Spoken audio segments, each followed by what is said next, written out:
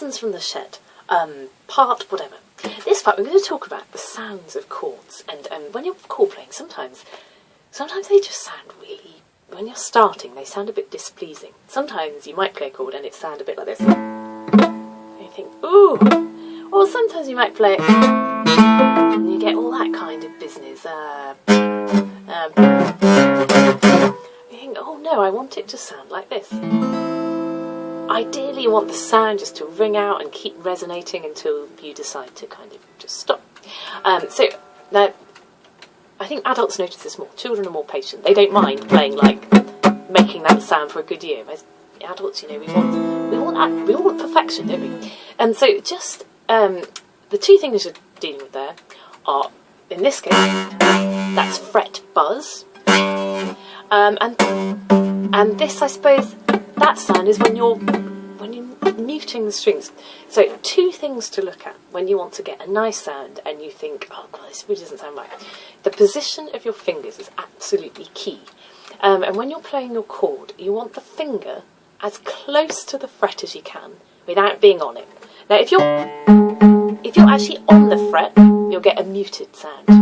If you're too far behind the fret, you'll get buzz, because the string is buzzing actually on the fret, so you want to slide it up so you're just in front. So it's really important, use your fingertips, and quite a lot of us when we start just use quite flattened fingers, and so the fingers above dampen the sound on the strings below, which isn't what we want.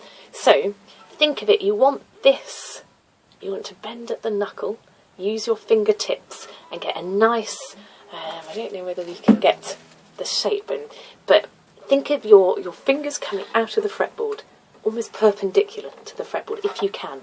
So they're coming out like that, and then they're bending at the knuckle. So you're really using your tip. So if you get a D particularly, when you start, might sound like that. So just play around, get the first finger on, make sure you're getting a nice clear sound there. Ah, yes, pleasing. And then put the other finger on.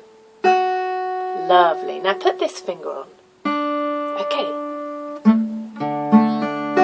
that's okay. But if you get that, just watch that finger isn't creeping down and sort of blocking the sound of the string below. So the position of the finger on the frets, just take your time. Get a glass of wine or a glass of Ribena or whatever it is that makes you feel relaxed, and just sort of be patient.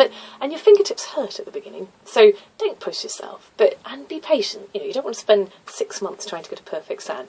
For now, that's fine. That's fine. It will come. I promise you it will come, because you develop strength in your fingers, and at first it's not there, but the more you do it, the easier it gets. So keep practicing, and good luck. Okay, bye.